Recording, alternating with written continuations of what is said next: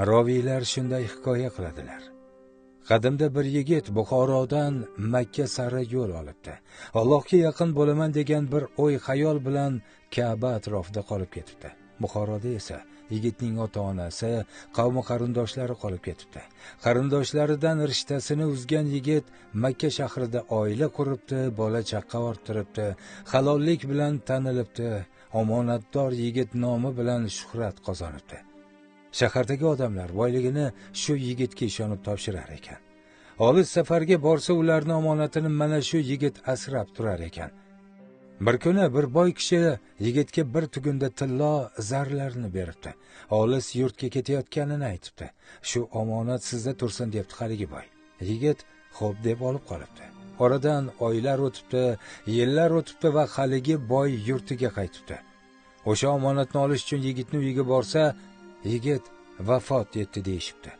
Omonatdan esa bizni xabarimiz yo'q, bu haqda gapirmadi deyishibdi uydagilari. Boy mahzun bo'lib orqaga qaytibdi. Borib Makkadagi ulamolarga uchrabdi, dardini doston qilibdi, yig'labdi. Ulamolar esa unga shunday yo'l ko'rsatibdi. Falon joyda buloq bor. O'sha joyga borib, o'sha yigitni chaqir.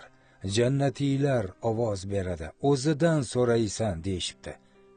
Boy borib qancha chaqirmasin hech kim ovoz bermabdi. Qaytib yana ulamolarga uchrabdi. Bo'lmasa, falon joyda bir quduq bor. O'sha joyda do'zaxiylar ovoz beradi. O'sha quduqqa borib chaqir deyishibdi unga. Boy borib o'sha quduqqa ovoz beribdi. Shunda haligi yigit ham nima deysan, gapir debdi. Boy omonatini so'rabdi. Haligi yigit bog'imdagi tut daraxtini tagiga ko'mib qo'yibman, qazib olavering debdi. Haligi boy kishi o'ylanib qopti. Maylimi yana bitta savol bersam debdi. So'rang deb ovoz beribdi yigit. Siz omonatdor yigit deb nom qozongan edingiz. Halol inson edingiz. Nega do'zaxiylar ichida yuribsiz debdi. Shunda haligi yigit javob beribdi. Men Makkaga kelib qolib ketdim.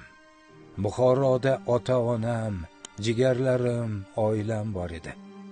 Men ulardan xabar olmay dunyodan o'tib ketdim. Oxirat so'rog'imda silai rahim daftarim bo'sh chiqdi. Hamma qilgan amallarim o'chib ketdi. Robbim meni do'zax ahliga hukm qildi. Ey birodar, eng ezgu amal bu silai rahim ekan. Dunyo ahliga ayting, avvalo qon qarindosh rishtasi uzilmasin. Ota-ona xizmatidan ulug'roq ishi yo'q ekan. Har qanday shon shuhrat, dunyo matohi ota-ona roziligi oldida bir pulga arzimas ekan. Bu gaplarni eshitgan boy kishi quduq oldida uzoq o'tirib qolibdi. Borib, omonatdor yigit aytgan joydan tillalarini topibdi va uzoq o'ylab o'tirmay bor boyligini olib ukasini uyiga boribdi. Qashshoqqina serfarzand ukasi akani ko'rib sevinchdan yig'lab yuboribdi. Jigarini bag'riga bosib xo'ng yig'labdi. Dasturxon boshiga kelganda iymanibgina akasiga qarabdi. Aka, uzr, uyda hech vaqo qolmabdi. Ozroqgina talqonimiz bor. Xafa bo'lmasangiz shuni keltirsam debdi. Ukajon, seni shunchalar holingda xabar olmagan men gunohkor akangni kechir.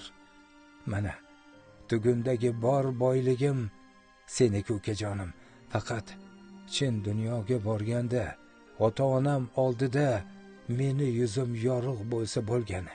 Bunga esa sen guvoh bo'lasan jigarim. Akasi shunday deb ukasini bag'riga bosibdi. Qissadan hissa shuki, jigarlar qiyomatda bizni yuzimizni oqlovchilar ekan.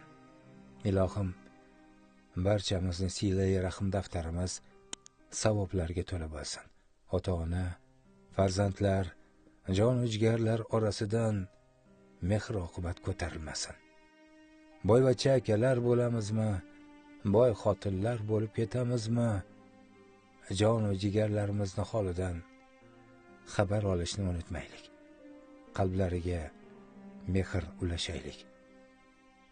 Unutmaylikki, haj va Ka'ba ziyoratimiz oyog'imiz ostida turibdi. Qalb ko'zimizni kattaroq ochsak, savob eshigini ko'ramiz.